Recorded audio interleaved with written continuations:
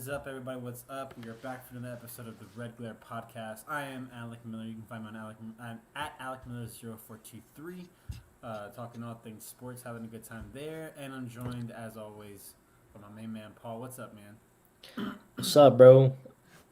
Thanks for having me as always. Happy to get into some of this Rockets talk. And yeah, man, we ended the last episode with about 5 or 7 active viewers. So if you're out there watching, we appreciate y'all for tuning in. Your support means a lot. And I think I can speak for Alec. We both want to do this more consistently around this time. So make sure you guys keep up. And if you want to hear a topic, just shoot one of us a message. We'll talk about it. There's no hesitation there. Yeah, for But sure, let's man. get into it, man. Yeah, for sure. If you're in the comments, man, hit us up in the comments section. Just say what's up and all that good stuff. But we got a lot of things to talk about. Um, just to start off, I want to talk about just drop on the whole Aaron Rodgers thing, man. That's been going on. So he, sorry, he, in August he had said that he was immunized. He mentioned when they asked him if he Yeah. was vaccinated, he said he was immunized. He catches COVID, and everyone finds out that he's not actually vaccinated. So he blatantly lied, even though he'll say in his Pat McAfee interview that he didn't lie. That's a lie. When you, so he lied about that, and basically he had to miss his game against the Chiefs, which if he was playing they probably would have won, because the one thing they were missing in that game was a quarterback. Yeah. So he Jordan Love hurt his didn't show team up. there. Yeah, he hurt his team there. He hurt his team by not telling them that he was not vaccinated and still doing things like he was vaccinated. And then to top it all off, on Pat McAfee's show, he decided to compare him not wanting to wear a mask and him choosing not to vaccinate himself. He decided to compare that to what Martin Luther King stood for by quoting Martin Luther King. And yeah, I think he just kind of made himself look really bad this week, man. You know, the way what I go back to is he says he didn't, he wasn't, you know, lying and all this stuff. He wasn't being an anti-vaxxer, and that's why he didn't want to tell anybody because of the woke mob. He didn't want to tell anybody because he didn't want to get canceled. But I don't feel like that's a good enough excuse because uh, Kirk Cousins and Carson Wentz are not vaccinated. They still both do, and they still both play every single week. No one talks about their vaccination status, and I just think that he didn't want to wear a mask. He wanted to be, special, and that's why he decided to lie and put his teammates in danger, other players in danger, and then to come on there and basically say that you've been listening to everything Joe Rogan says. It's just Right. not a good look for him, man. It looks really bad. And he took a little shot at Kyrie because he mentioned I that. missed that. So he said he's like, I'm not an anti-vaxxer. I'm not a flat earther. And you know damn well Oh, that was a dig at Kyrie. Whereas yeah. I don't know, I kind of respect Kyrie more in this situation because Kyrie didn't lie about his vaccination status. He Yeah. just he's taken the consequence of not being vaccinated. And he really hasn't even been complaining about it lately. He's just kind of stayed quiet and all that good stuff. So I don't know. I respect Kyrie in this situation more than Aaron Rodgers, and that's not a sentence I thought I would say. Yeah, man. I mean, it's an interesting story. I, I think we've kind of hit on this before on the show Mm-hmm. about vaccination, but pro-choice, I'm all down for that when it comes to Yeah. vaccines. You can do what you want. I think the bigger issue in the story, like you just said, is kind of the lying and the Mm-hmm. I feel like Aaron Rodgers got exposed, and instead of just kind of owning up to what happened, he Mm-hmm. just tried to fight back more. You know what I mean? Yeah. And I think it would have been a lot easier if he just stood by what he believes in. Yeah. If you haven't been vaccinated, you can say that. But what's the point of going on the Pat McAfee show to try and build an argument and try and put all this message out? It's just unnecessary, man. And I think the only reason you would do something like that is because you do feel exposed, because you do feel like you have your guard up. Mm-hmm. So I think he made the situation worse in a lot of ways, and Yeah. it's just unfortunate, man, because like Aaron Rodgers was already a bit of a like distraction or question mark going into this season, and Hmm. then he came and he balled out. But you definitely don't want to hear this from your starting quarterback like in the middle of the season. Yeah. I feel like it's once again we're going back to all about Aaron and what Aaron wants if you're the Packers, and I from the outside looking in, it seems a bit annoying. If I'm Coach Yeah. LaFleur, the front office, I gotta be a bit irritated, and Yeah. For sure. anyways, man, like circling back, okay, like it's his choice. I definitely didn't see the need to drag Kyrie under the bus like that, but again, like I think he didn't want to be singled out, and unfortunately, he made it worse. So that's why he was. But yeah, man. Unfortunately, Jordan Love didn't seize his opportunity, so he'll have to wait a bit further Hmm. to get that starting QB shot. Yeah. Yeah. For sure. He might not have to, but what I want to say about the whole Aaron Rodgers thing, man, is like it's the like you said, it's the blatant lying, and it makes me now question like, are all the things that you said about Gutenkunst and the situation with the whole Packers with the whole drafting Right. Jordan Love thing, like how true is all the stuff that you said? What like how much can we take you at your word? Like it's I forgot the saying. It's something similar to like tell the truth all the time, and and you're not a truther, and you're not like you don't always tell the truth. You're not honest, but tell a lie once, and you're a liar forever. Like Yeah. people are always gonna like now everything you say are gonna question like is he being genuine? Is he saying what's actually or is he saying the truth, or is he blowing things out of proportion or blatantly lying like he did with this? Um, Yeah. I don't know, man. It really sucks to see this, especially like with something as serious as this pandemic. Uh, you know, Aaron Jones, his father passed away earlier this year due to COVID, and like he's so like tone deaf that he doesn't even think like, hey, like this is a serious disease. I had a teammate with a family member that died in it. Like I shouldn't lie about being vaccinated. I should wear my mask, do with the other people that chose not to be vaccinated. Because like you said, I don't care if you get vaccinated or not. Like I would prefer you get vaccinated, but when I hear like when someone tells me that they're not vaccinated, I ask why. If I say, do you mind if I ask? They tell me. I go, okay, I understand, and no, like just move on about my day because I'm not trying to make people or like spread this thing like everyone needs to get vaccinated or you're this kind of person, like some people choose to do. Exactly. Yeah. It's so I don't politicized.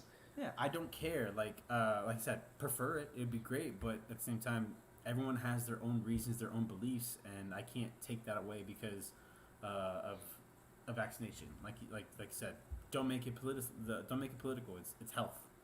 Like if Yeah. and all he had to do like Carson Wentz and Kirk Cousins, you never hear about their vaccination status. They just go about their work, their job, and they show up. They're in there. They're wearing masks. They're doing virtual. I think they're doing Zoom interviews after the games. Like they're taking the right precautions. But because he didn't want to follow those Exactly. rules, he felt like he was above everybody, above the rules. And I believe he said that he didn't want to. He thought he didn't agree with the rules, so he chose. He thought that he didn't have to follow it. Like basically, like if I don't like a rule, I'm not going to follow it. And that's kind of what the Packers have created recently because they're basically like make Aaron Rodgers happy all the time. Yeah. And now the fans before used to empathize with him. Used to be like, yeah, like if that's what they did to him, like he deserves to do everything he's doing with to the Packers. And now people are just gonna be like, don't give him what he wants. Like, why should he Yeah. get what he wants? Exactly, because in the off season, everyone was feeling bad for Aaron Rodgers, right? He was coming out saying how Mm-hmm. he should have passed at the end of the game last year and Yep. things like that. I'm not saying he was wrong about that, but there's a bit of like a diva-ness that comes with some of these quarterbacks, and like Aaron Rodgers is basically showing his. You know what I Yeah. mean? Like It's coming it. out and more than anyone else's could, in Yeah, the worst man, way. and at some point, if you're the Packers, I mean, yes, the guy's a crazy talent. Don't get me wrong, but if he's constantly throwing the team under the bus, the head coach under the bus, Hmm. the play calling, refuse, like you said, like not. I mean, how does his teammate feel about that? Whose father passed away? Like he can't be super thrilled about Hmm. hearing all this. So at some point, if Aaron's not the guy who's being a true leader, then you have a bigger problem on your hand if you're the Packers. Yeah, for sure. So I was actually looking up because he has responded. Aaron has responded to the backlash of what he said, and I'm gonna see if I can find it. All right, cool. No, that's for. All right, I have it on the spun. It says Aaron Rodgers very upset about the reaction to the interview, and he says, oh, hold on, let me find it.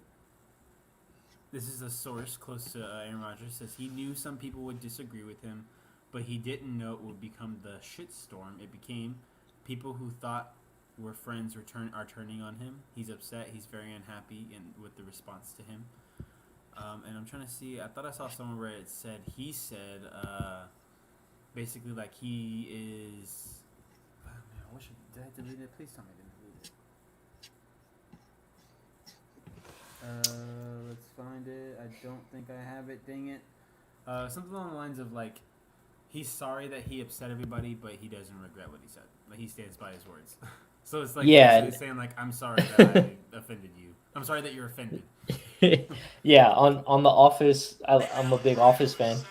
But there's a part where Dwight has to issue an apology, and he Mhm. opens a letter, and he's like, "I state my regret," and that's it. Yeah, so it's basically, and this is what he did. He just said like, "I'm sorry you're offended. Sorry you're offended. Yeah, I'm sorry you're offended by my Not actions. I'm sorry I offended you. Sorry you're offended. They're two different things." Oh, and State Farm came out and backed him. I don't know if you heard about that. Well, they're brave. Yeah, They're for very sure. brave. I'm trying to remember. I try to remember who the guests. I watched Skip and Shannon today, and they had someone who they've had on before to like talk about like Colin Kaepernick and stuff. And, Okay. and let me see. What's today? Today's 11/9, right? Yeah, 11-9. 11/9. Um, Let's see where it is. we also need to talk about the refereeing after this bumping into the player. Oh my. Yes, we do. Anyways, we'll go ahead and talk about one more thing before we get to that. One more thing that I don't really want to stay on too long. No, I'm tripping. I'm tripping. I'm thinking something else. Sorry. I am so sorry. I'm all over the place. Yeah, let's talk about that play, man. Like, that was once again, a very slow start to a game on Monday Night Football like last week's, but kind of had like an exciting ending because it came down to the fact that it was a one possession game. Yep. And the penalty. So I want to get mad about it, right? I want to get mad about the penalty if they weren't calling that all year. So I'm not going to complain about it in that instance because they have like really been cracking down on those taunting Yeah. penalties, quote unquote. So I'm going to complain about the taunting rule. Right. I don't believe Correct. that staring at the sideline should be seen as a taunt. I'm kind of the I think Skip Bayless said it today, and I hate agreeing with him, but I kind of agree with him on this one. Like, it should be exclusively for like if the person, say you like tackle the quarterback, you get a sack, and you like you gesture at him from like while he's on the ground. If you're gesturing at someone on the ground, then I agree. Like, okay, call a taunt because that's like looking down on the player that you just did whatever to. Right. Right. But if we're allowing these like crazy touchdown celebrations, why can't we have like a cool sack celebration, or all that stuff? Like, he didn't do anything. The kick looked awesome, for one. Like the little spinning back kick he did was pretty cool. And he really he glanced at the sideline. Like, how is that taunting the sideline? I don't get it. Like, it wasn't that bad. He immediately turned around and started running. And then the part that I really had a problem with, the incidental contact between I think it's Jonathan Correnti and and Cassius Marks. I think it was. I gotta make sure I have these guys. Yeah, March 59. Yeah, let me see. Um, Let me see. I also want to make sure I get the ref.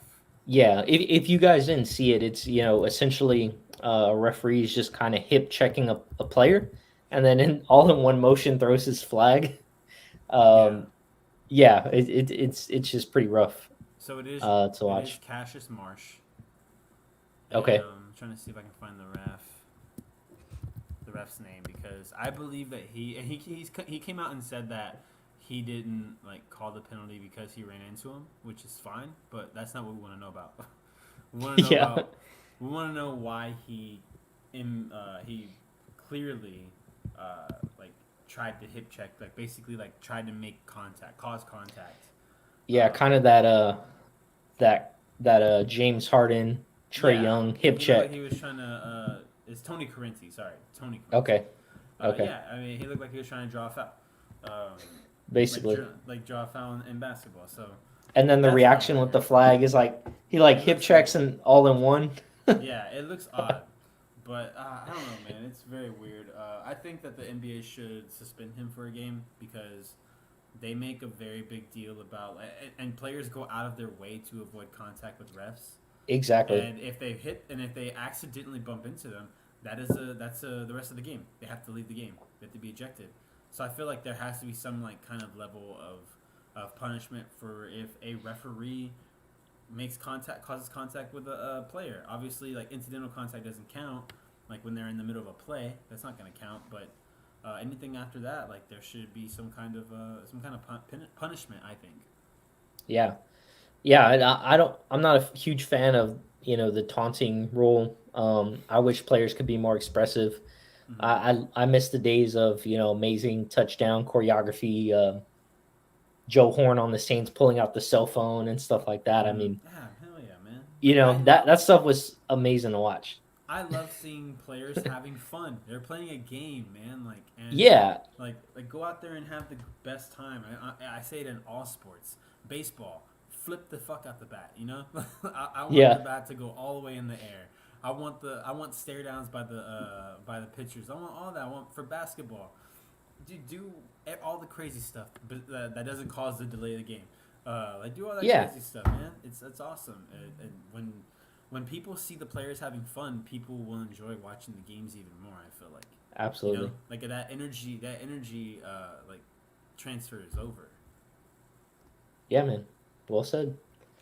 Let's get into some Yeah, of this it's Rockets talk, shall we? yes. Let's talk about some Rockets. Uh, I would say I wanted to say rough week, but I'll say rough week in terms of wins and losses.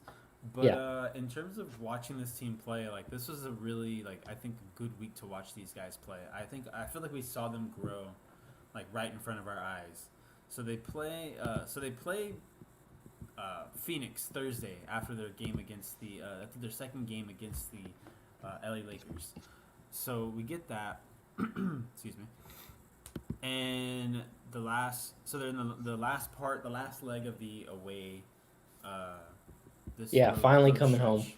Yes, they're finally coming home. So I feel like in this Suns game, they battled, man. They battled until about halfway through that fourth quarter, and I think they were just exhausted, tired. So, it was a really decent game. It's definitely like when you're watching it, it didn't feel like a 20-point deficit, like a 20-point or a 10-point loss. It felt closer to like a 5.3 point loss. So Right. no, it's only 12 points. It was 12 points. It really felt closer than that was. Kevin Porter Jr. has a really good game. Ends up getting excuse me, got a little gnat in here. He ends up 20 points, and yeah, man, just had a really good game against this Suns team. It was nice to see them kind of battle against seeing KPJ go 1-on-1 with Devin Booker was awesome. Like that was fun to Yeah. watch, and also DeAndre Ayton going 1-on-1 with Christian Wood. Hmm. Christian Wood's been playing a lot of great centers lately, and I've been impressed with him. I've seen some people on the internet not feeling the same way, but I think they're crazy. Yeah, I mean, I'm not too sure what people expect out of Christian Wood, but I think he's having a really good season. I mean, this this is about what I could have asked for him. Like he usually is getting the high end rebounds every game. I mean, against LA, Phoenix, and Denver, his rebounds were 16, 15, and 17. Hmm. You know what I'm saying? Like, Absolutely. I don't always need him to like.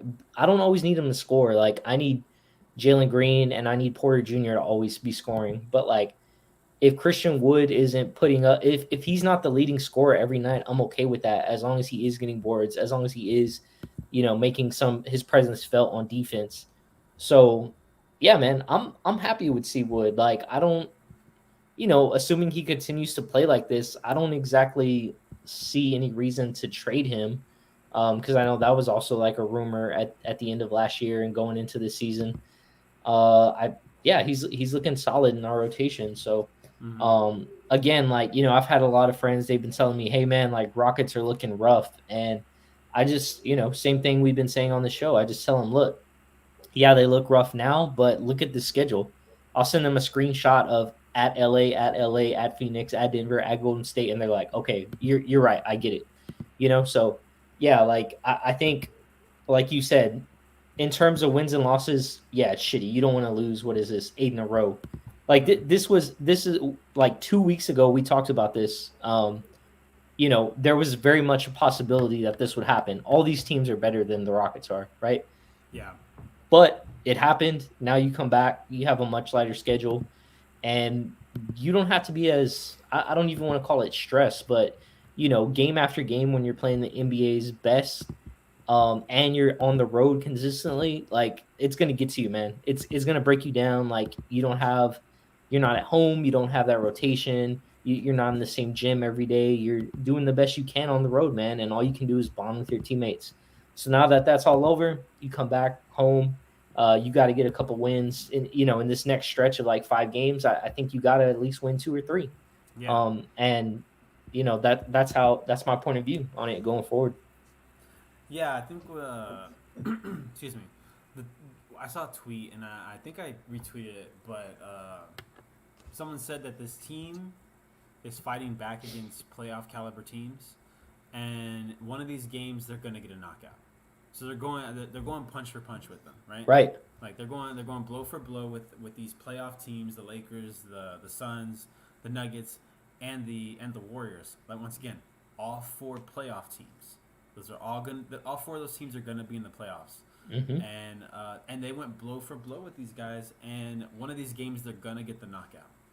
They're definitely Yeah. they're gonna knock one of these teams out. I felt like I really did feel like Denver was the one, but hey, it's okay. It was a really well fought game, and we'll get to that one in a minute. But the people just need to be patient. Understand that this team is young and growing still.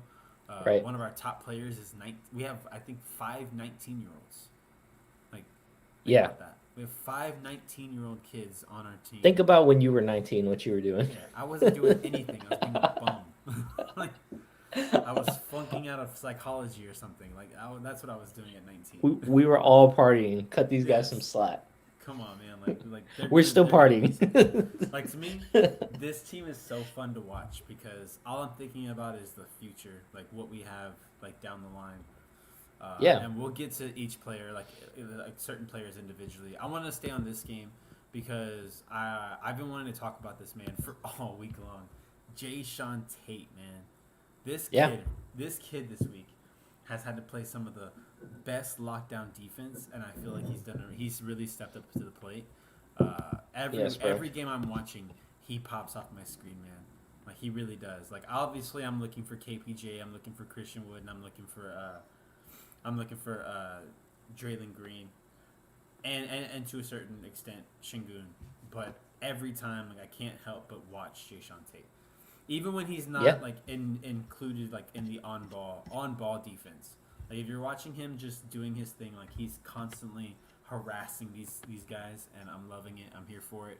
Uh, yeah, for this game, to me, even though I'm pretty sure even though I'm pretty sure KPJ got the player of the game, I would have personally given it to Jay Sean because he had the test of um, going against Devin Booker a lot of the time. Yeah, man. I mean, he like it's clear he's integral for this like rotation, and Mhm. also the good thing is like he fits well, you know what I mean? Like he's very much like a complementary player. Mhm. He knows how to make like He big does his plays. job.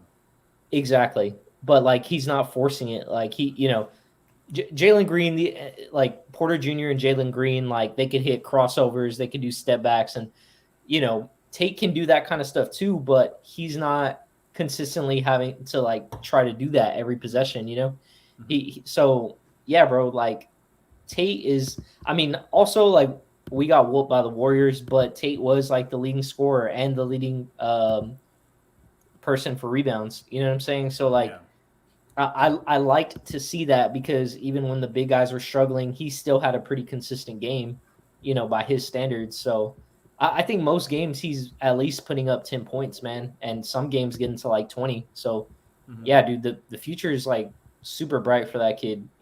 I can't wait to see how he develops. Like a year or two from now, he's gonna be a beast, man. I think his ceiling can be a all defense team. I genuinely think he could.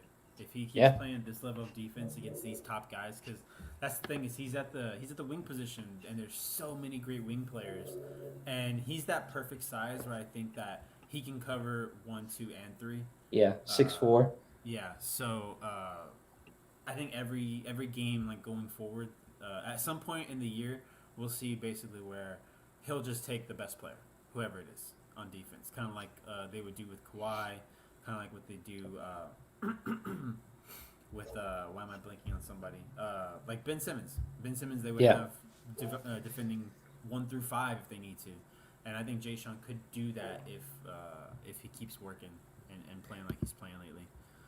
dude. Um, One more small note on him is like a good part of his offensive game is like he doesn't have too many turnovers either. yeah, no, Like he it, takes care it's of the it's ball. something that like blends in and people don't notice, but it really helps us out. Yeah, and I mean, at least on this season, it's sticking out because we have a lot of players that turn the ball over. Like we have a lot of young guys, and when he has the ball in his hands, I trust him with the ball in his hands right now. There are sometimes I'm watching Jalen Green, I'm just like, dude, slow down. Yeah, Same thing with KPJ. Even Shingun, man, Shingun will make some crazy passes, and you're like, I see what you were seeing there, but that wasn't the one. yeah. So to know Jay Sean Tate is going to take care of that ball, it makes it easier to trust him down the line. All right, Oh, let's we talk got a about this. comment. I just saw that. Oh, yes. David showed up earlier. Shout out to the Hey, regular what's podcast. I up, David? appreciate you, brother. Next time we'll have you on soon for sure. Yep, Um, and let's talk about the Nuggets game. This is the one, man. This is the one. If the one that got away. yeah, this is. I feel like this is the one that went to decision. We're both swinging. It's like Yeah, a just a knockdown drag out fight where they're both swinging at the end and they just escaped and they won run more round than we did basically. When your highest scorer is Daniel Tice, you're probably not going to win that game. I love Daniel Tice. Daniel exactly, Tice is exactly. really good We at do his love you. job. Yes, You're he's always really welcome good at on the his job. show, Daniel Tice. Yeah, everybody.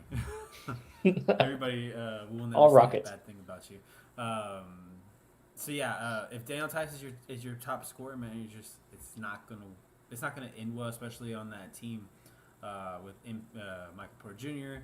and Jokic. All those guys. Aaron Gordon. Like that's a really really good team, and I just feel like man, Yep. we were just one blow away from knocking them out.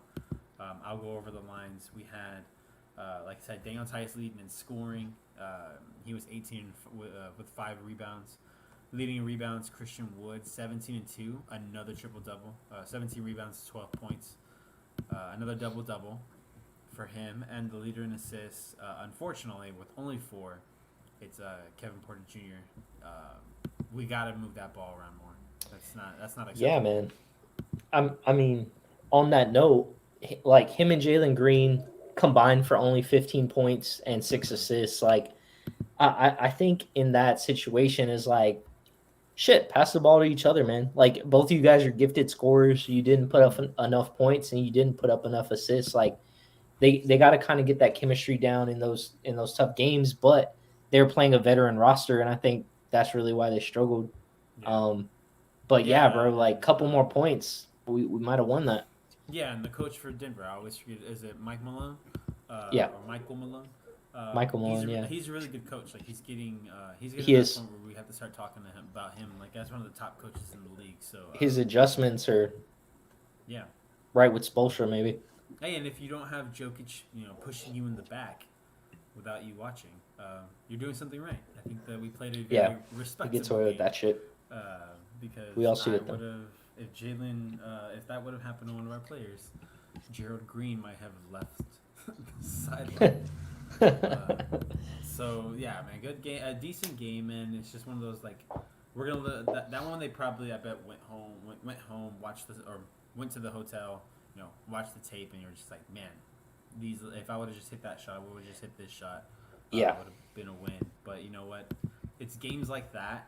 I love seeing these guys go through very close games at the end because that's just experience, right? yeah, man. And also, like, being like, we'll get into the next game a little bit, but after you lose this, you got to go right to Golden State. You know what I'm saying? In the West, it Day could be like after. this. Yeah, so like it's like I think since they're so young, they're still carrying a bit of that. Damn, like we lost it. Like then the Yeah, Warriors are coming out and it like showed. they're just beat from the tip almost when it comes to like a veteran team. So that's what they have to change about like their psychology of the game, and that's also what Steven Silas has to work on with these guys. Is like, guys, it's not going to stop. Like this is what the West is. You guys are going to be here for the next 10 years. Hopefully, they don't get traded away. So they're going to have to learn to deal with it together, and then eventually we can hope we see that they can respond better. Not only just on the road, but against these teams. You could Mm-hmm. play LA and Golden State and Houston, and that doesn't really make it any easier.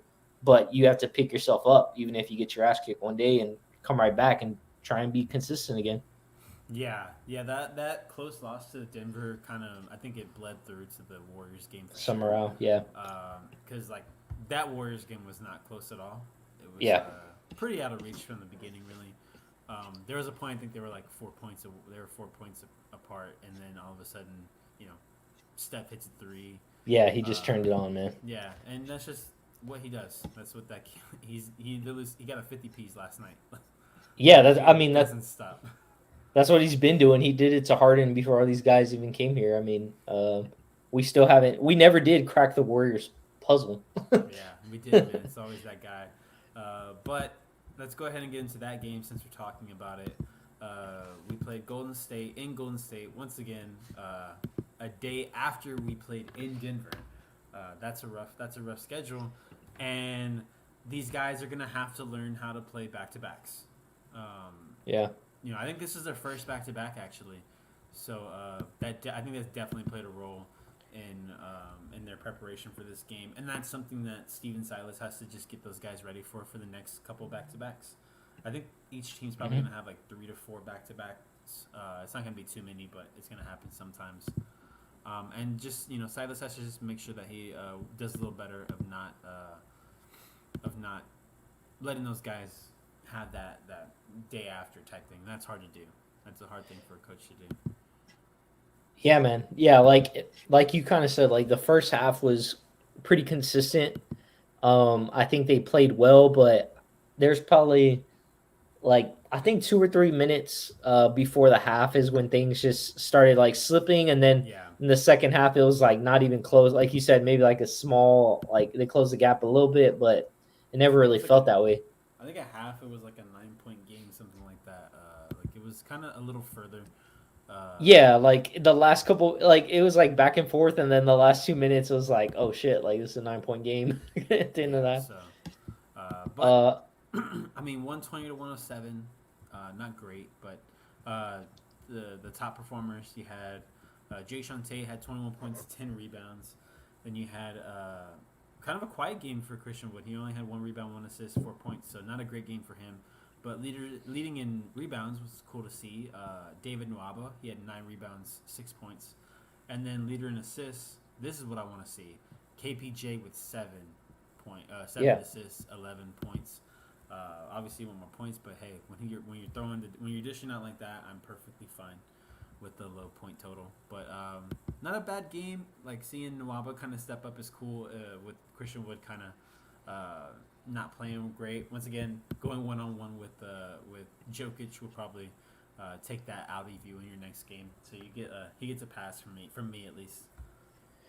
Yeah, man. I mean, no one really played that great. I give Tate props for being consistent, but yeah, no one really played that great.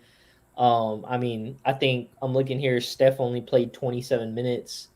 It's still a decent amount, but I think it just kind of shows you he even knocked out early Mm-hmm. because they had control of that game, man. And the Warriors are hungry this year, man. Like at the end of the day, they've been kind of like in the shadows. No one's taking them serious the past couple years, and like that drive is coming back. So, the Warriors at home, you know what I'm saying, in San Francisco, they got that Mm-hmm. new arena, It's and a for pretty a young arena too. team coming in, yeah, they just feasted on us, man. Like they were ready. They're pumped about going to that arena right now. They're at a high. Like this is like you got a brand new office building. It's got all the fucking features that you could want. You're motivated to show up every day. So that's what happened to them. Yeah, I And mean, they're 9-1 now. Like they're playing great basketball right now. So they're riding high right now.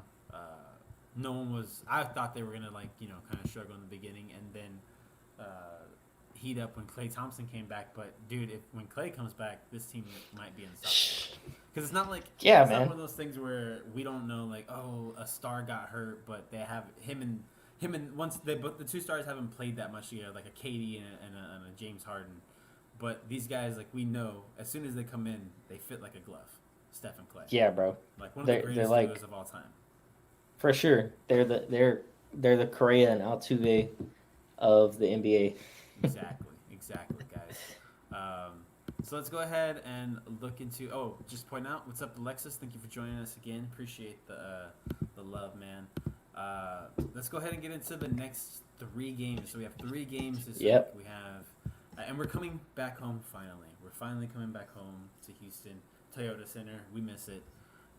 And we have Wednesday, tomorrow. We have the Detroit Pistons. Cade Yep. Cunningham coming over Yeah, man. to play against Jalen Green.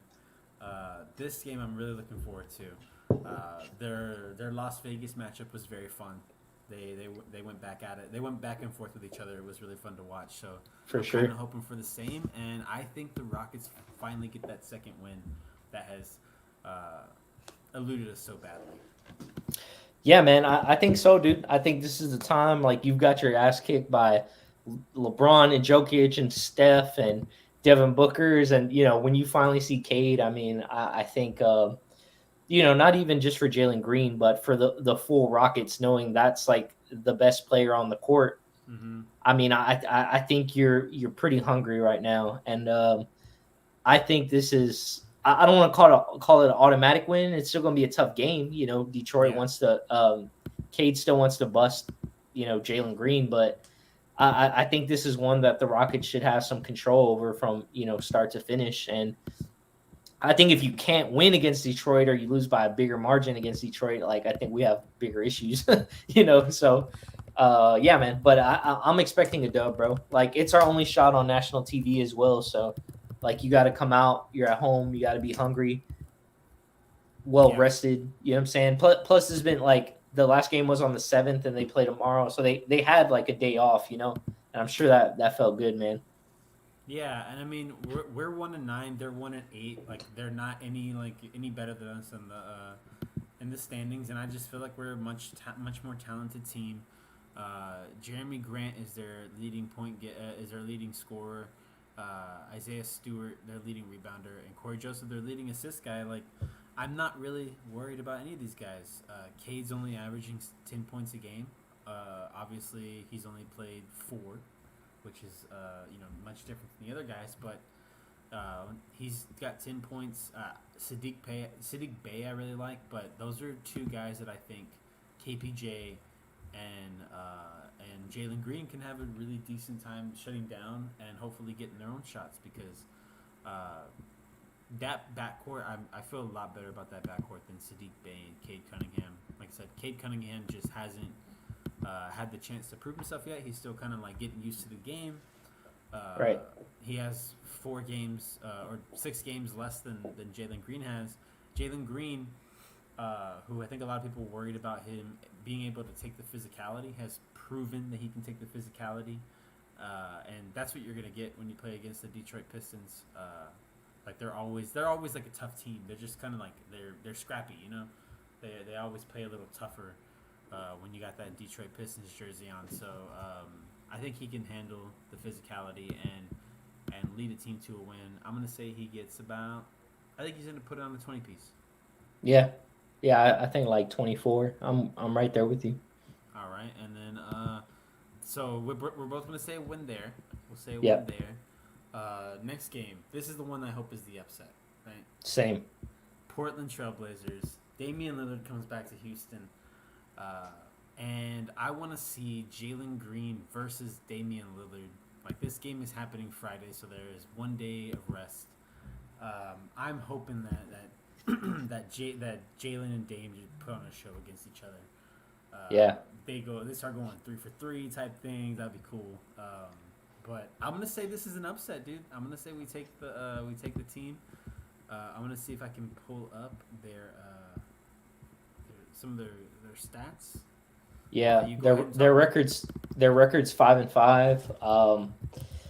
I definitely, I'm hoping for an upset here too. Like I think it very much could be. Damien's kind of struggling. Mm-hmm. I mean, CJ, we know what CJ's ceiling was, and I don't know if he's that player anymore. They got some veterans at the end of the day. Like they're still going to be a very good team. This is definitely like a play-in type of team based on just their veteran leadership, in Mm-hmm. my opinion. But I mean, at the end of the day, like I think you're at home. I think assuming you beat the Pistons, you got some motivation underneath you. And that's why I'm hoping that the Rockets could pull off that upset, Not to mention, like you said, Jalen Green and Dame Lillard. I mean, bro, like the Jalen Green can't like have a better start to his NBA career. He's literally played like the best players in the league, Yeah. and Dame's just going to be another one on that list. So, yeah, man, like I think this is like a close one. Um, the realistic side of me is like, man, like Portland might win because they have veterans, but the fan in me thinks there could be an upset. So I'm gonna go upset, Hmm. and I think the Rockets will win this one, probably about 105-98. Yeah, and so we're both predicting that the Rockets will get their first winning streak. 2 games in a row. That'd be nice. Yeah, I was trying to point out the Pacers. I mean, the Blazers are on a 2-game win streak. They have gotten wins over the Pacers and the Lakers recently in their last 2 games. So that's pretty good. But like I said, Dame's struggling. What better time to take advantage of that than now with Jalen Green? So hopefully he does that. But the next game we have that is on Sunday, and it is against the Phoenix Suns. The second time we played a team twice. Obviously, the first time was the Lakers, but right. get to see the Suns for the second time. This time on your own turf. So I'm hoping that we fight back a little better.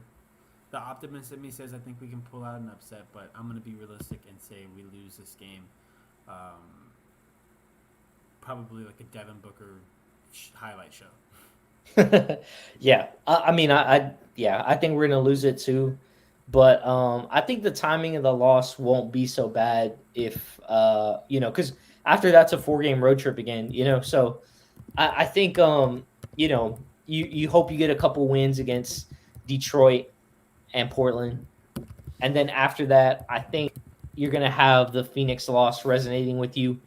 I think the Rockets are gonna try really hard. Like you said, they played these guys once. They're going to give it their all. It'll be a close game, Mm-hmm. but just the talent on the Suns and the experience. I mean, this is a finals team, right? They just came off the finals. They played at the highest level. So I think at the end of the day, like they're still going to beat the Rockets. It might be frustrating, but hopefully it's motivating because you got 4 on the road after that.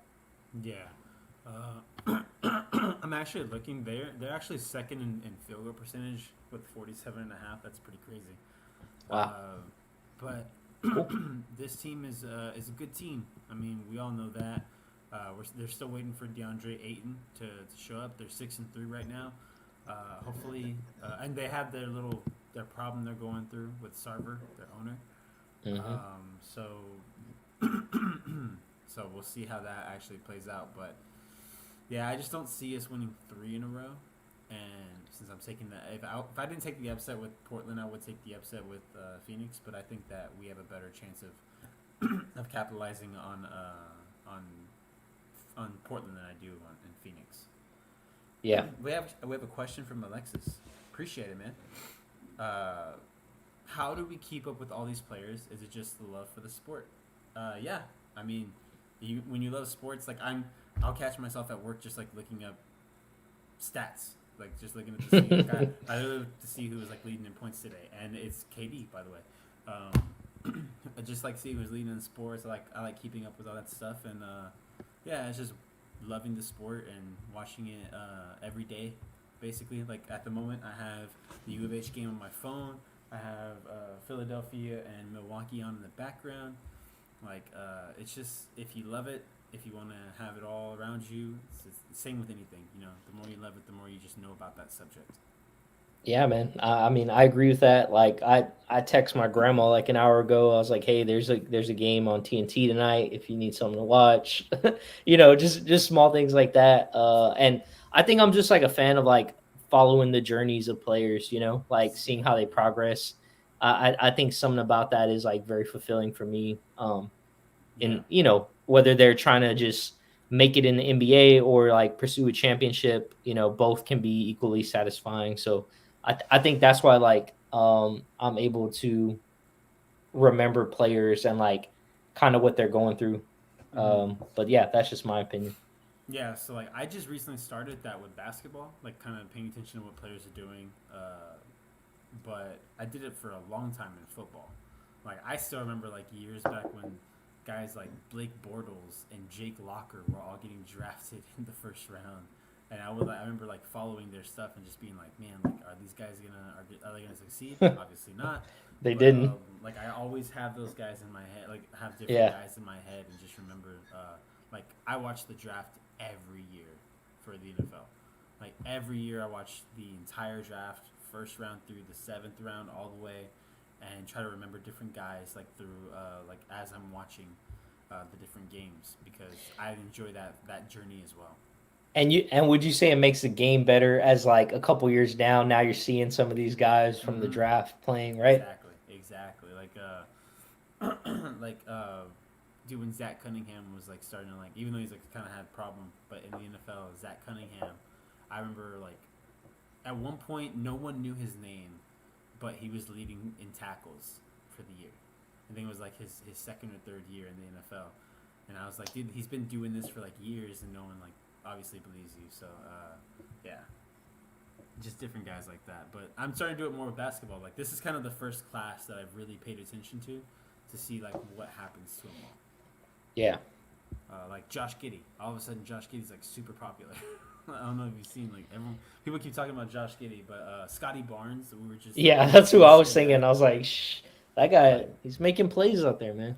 that dude's like showing everybody like, hey, maybe the Raptors weren't crazy for taking him at number 3 Yeah. because everyone thought Jalen Suggs, and I mean Jalen Suggs not doing bad, but he's also no Scotty Barnes right now. Yeah, man. All right, and Alexis again says that's so sick. Dope to hear that from you guys. Appreciate the question, man. Thank you for joining us for really every week, I think. Yeah. All right, man. Let's talk a little. Let's go and look at the standings, man. So we have the standings for the NFL. There's some interesting stories going around. Obviously, we mentioned the Jokic and Markieff Morris little thing that went down. Do you want to actually give your thoughts on that? Well, give me 1 second. Let me grab something real quick. But Yeah, no problem. Let me see if I can pull these up while he does that.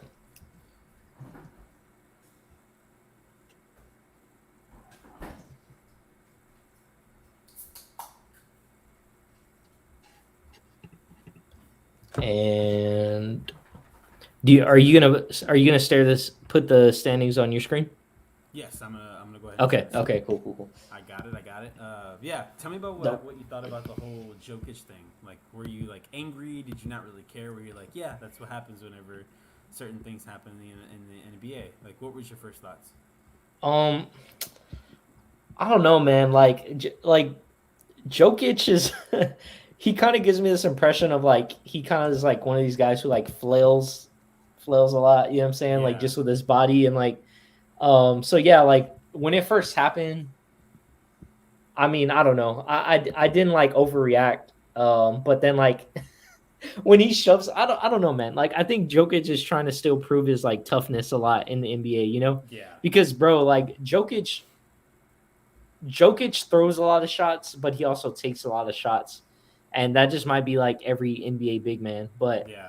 if you guys didn't see, like Jokic basically just like shoves Markieff Morris like Yeah. pretty hard, man. And yeah, man, it's worth checking out. But I think it was a little excessive since it was to the back. Like if he Yeah. was facing him and he bumped him, I would have had less of a problem with that. But yeah, dude, like it kind of came off as a cheap shot, and I think Jokic is better than that. And last year in the playoffs, he also had, man, I forgot what happened. Didn't he like elbow someone, or there was something at the end of the I playoffs feel and like he yeah. like he got ejected like that last couple minutes or something.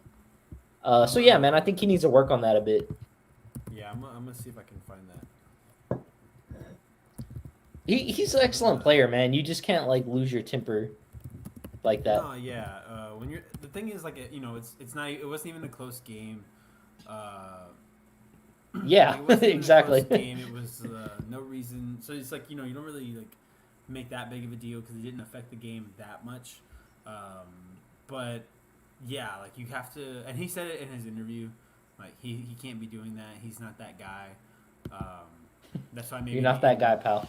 Yeah, maybe that's why the NBA needs goons again. Maybe we should bring goons back in the NBA.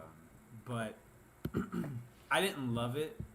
I kind of understood why he did it. Markeith's already kind of the Morris brothers are kind of seen as dirty players. Yeah. That foul was absolutely unnecessary that he did on Jokic. You know, a hard take foul basically, and I can understand his like perspective of like I keep being seen as the European player that you can just like boss around, right? Exactly. So The refs see I'm me gonna that way. Players see me that way. so I'm gonna go and do this. The problem is it's just the guy's back, and that doesn't make you look tough. Right. That makes you look weak. It reminded me of the Patrick Beverly on Chris Paul thing, and like we totally got angry about that. So I'm not gonna be like, oh, Yeah. you know, when Beverly does it, no, don't do that. But like when Jokic does, it's okay. Like no, Exactly. I don't like that either way. When you push someone from the back, you can really hurt them. I believe that Markieff is actually injured with a neck injury right now. Like that's what happens when you push somebody from their back. They have no chance to. He couldn't, you know, brace himself and try to make that not as bad. And that was my problem. Like if he would have shoved him like face to face, and they kind of got loaned in like a shoving match or a skirmish, like that's when I'm like, okay, Jokic just had enough. But this I was just like, like this isn't how you prove your toughness, you know, or show your toughness. Yeah, man. Yeah, exactly. But yeah, he did get ejected. He got ejected in the playoffs against the Phoenix Suns. It says after the Suns grabbed the rebound off his missed shot, he aggressively swiped at the ball and inadvertently slapped. Oh, that's right. He slapped Cam Payne in the face, like really. Yeah. Hard. Yeah. And it was like, dude, like, you're a very big man, and he's Whoa. not that big. Yeah. I think in that moment we were all just like, "Damn!" Like Like, that was kind of you're excessive. losing. Yeah. Yeah, like you're getting swept. I got it, but And I think he apologized like on the spot too. Like I don't Yeah. think it was anything personal for wasn't. campaign. He was just mad. No, yeah, It wasn't that like wasn't, this. That was. It's like if anyone got slapped, like Yeah. Crystal slapped me before. I'm just like angry, and then she's like, "I'm so sorry." Yeah. I'm like, "It's fine. Like I'm not really that mad, but I'm mad in the moment. Like I'm hurt. Yeah. It just hurt, man. So I get it, but yeah, it wasn't like this where he was trying to prove his toughness. That was him going for a rebound, but he's a very big man, and you can't slap people in the face that are Yeah, like it's 6 feet like tall we and you're a 7-footer. It's like we talked about with David, that Joel Embiid clip where he swings his arm like that because he's mad about a call, and he almost Yeah. like knocks out Lonzo Ball. Like, hey He, man, you're a big man. You can't just yeah, throw your you limbs can't around. exactly, bro. Oh So, man, it's hilarious. but this was not that. So I appreciate the apology that he had afterwards. I like the thing about Jokic is I feel like everything he says is sincere. Like it didn't seem like a oh like just a BS apology, like saying what you had to say. Like your the publicist came and was like, "Yo, you have to apologize for that." Like no, that Yeah, seemed like he was genuinely yeah, upset about that, and I felt for that. So I'm like, you have yep, just when you get in the chance to prove yourself tough, just don't wait until the person turned his back. yeah, pretty much. All right, so let's go ahead and like the standings we have here. This is the Eastern Conference. We have Mm-hmm. like obviously like no one was expecting this. The 76ers are in first place. They're 8-3. You have the Heat at 2. Kind of a nice surprise. Same with the Bulls. Look at all this is all surprises honestly. Uh, Yeah, the East 70 is looking great. the East looks fun, man. Like the East looks like it's gonna be a fun time in the playoffs, and this is what I look for. Yeah, And could have some possibly like big comebacks towards the end. So, like I said, 76ers 1, Heats 2, Bills, the Bulls 3, Wizards 4, Cavs 5, Nets 6, Knicks 7, and the Raptors 8. With the Hornets and Bucks at 9 and 10 would be in that play in. Any like just genuine thoughts, like general thoughts from this?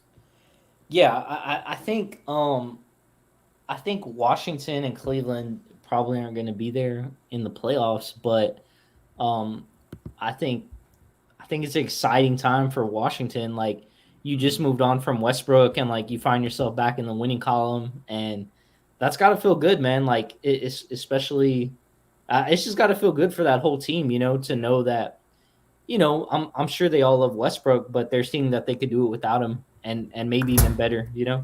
So yeah, dude, I think it's kind of empowering. I'm happy to see them there, but yeah, I mean, like the bigger concern for me is like you have Brooklyn, Toronto, Milwaukee, and Atlanta kind of all out of the top 6.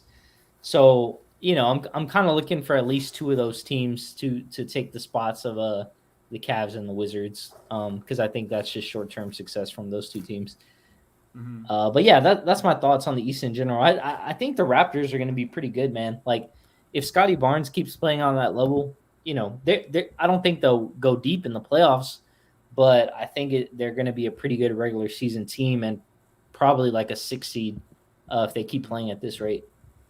See, I actually have the Cavs and the Raptors being my two teams that don't make it. I think the Raptors are eventually going to fall off. I love seeing what Scotty Barnes is doing, but I don't know. New young coach, just a bunch of young No guys. more Lowry. Yeah, no more Lowry. Like once they get like into the like deeper parts of the schedule, I think they're going to struggle. Whereas Bradley Beal's been through it all. I think he can keep that team to about the 8 or 9 to 10 seed. Obviously, they're not going to still be the fourth seed, but I think Yeah. they'll stay in there. The Cavs, I think, are eventually going to just like I said with the Raptors, kind of just hit a wall. They're eventually gonna have the home the away stretch that the Rockets had, right? Like, Yeah. and how do you recover from that? And we saw what happened with that. That was literally like what 5-6 losses in a row. Uh, Yeah. like it's gonna be like that. So with this East, the Bucks aren't gonna stay there, and I'm gonna predict the Hawks aren't gonna stay there, and I'll even say maybe the Pacers win a few games to get up there. But yeah, I don't know about the Cavs and the Raptors, but Wizards I can see making it to the 9 or the 10 seed, getting that play in. Let me go ahead and pull up the Western Conference. Western Conference looks pretty good too.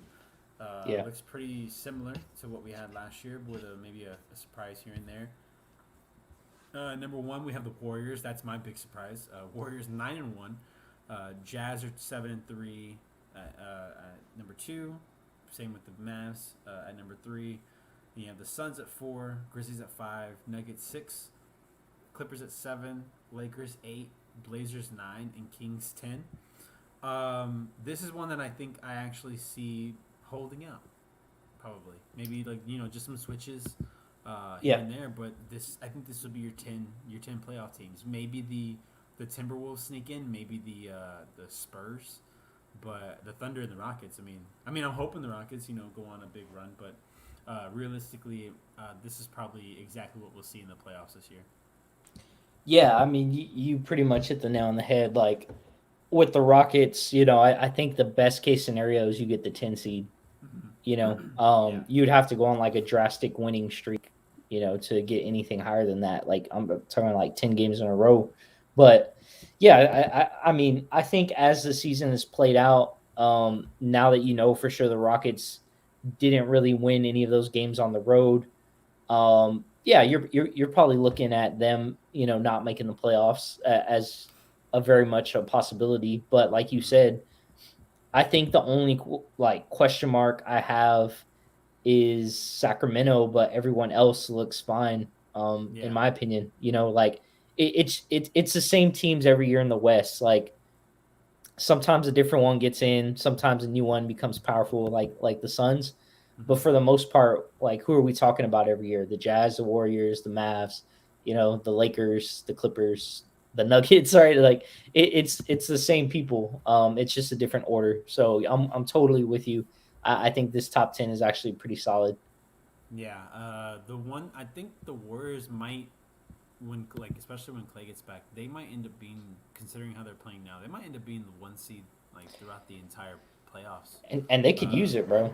yeah, they could have like home court advantage, and let's get a home court. Let's get a home series in there in that stadium. That's a really nice arena.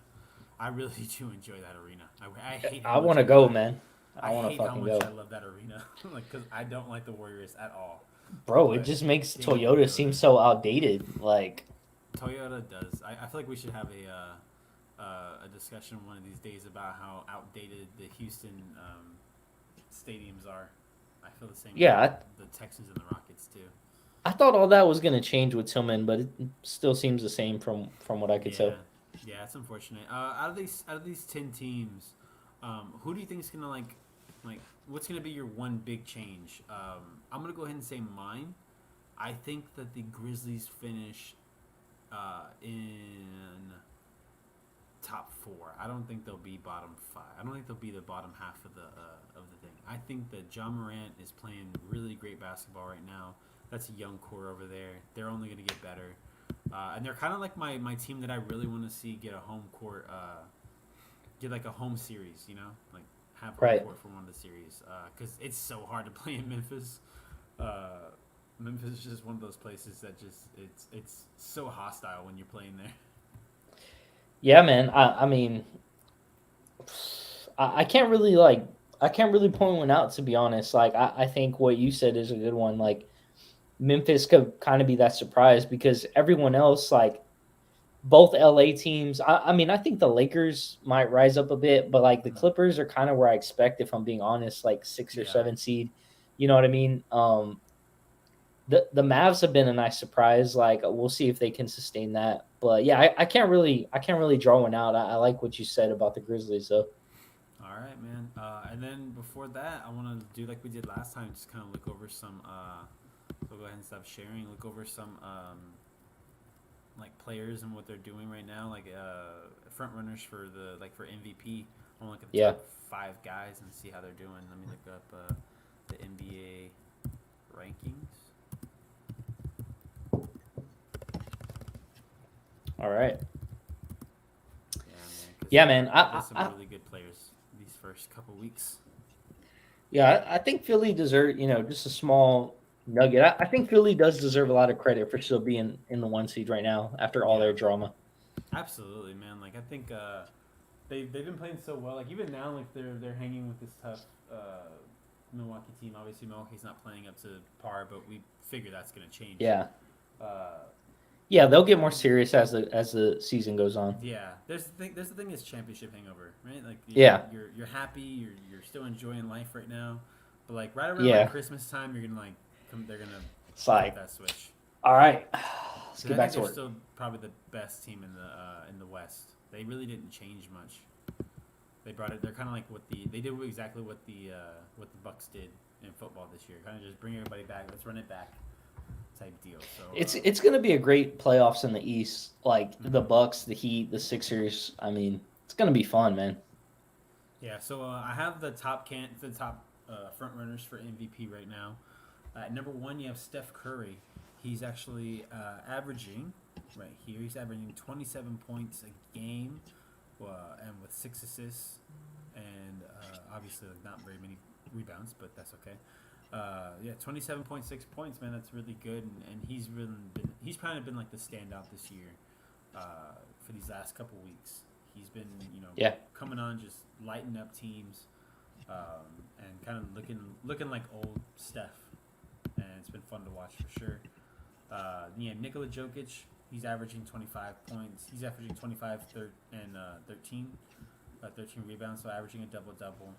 You got Jimmy Butler, surprisingly enough, averaging 25 Shout points out. a game. Yeah, man, that's awesome to see. KD, who's obviously leading the league in scoring, 29.5 points, so 29 points a game. You have Rudy Gobert. That's pretty cool to see at number 5. He's averaging 15 and 16. He's averaging more rebounds. Them points. That's cool. You don't see that every day. Yeah, that's pretty awesome. DeMar DeRozan for Chicago. He's averaging 26 points a game. That's a name I haven't heard in a long time. Then you have Chris Paul averaging 13, 11 assists a game. Montrezl Harrell at number 8. He's averaging 17 points for Washington. And Get out of you here. can't lie. He's been balling, man. He's been balling over there. And I think he's a big part of why that team is succeeding right now. Yeah, bro. The Lakers always trade like their depth to another team. Like, Yeah. you know what I'm saying? They traded to the Pelicans last time, and then now they trading it over to Washington. Makes I don't no know, sense man. at all. At number 9, you have Giannis Antetokounmpo, who's averaging 27 and 11. And then you have Zach LaVine at number 10 with 26, Nice. averaging 26 points. Two Bulls on the list. Who would have thought?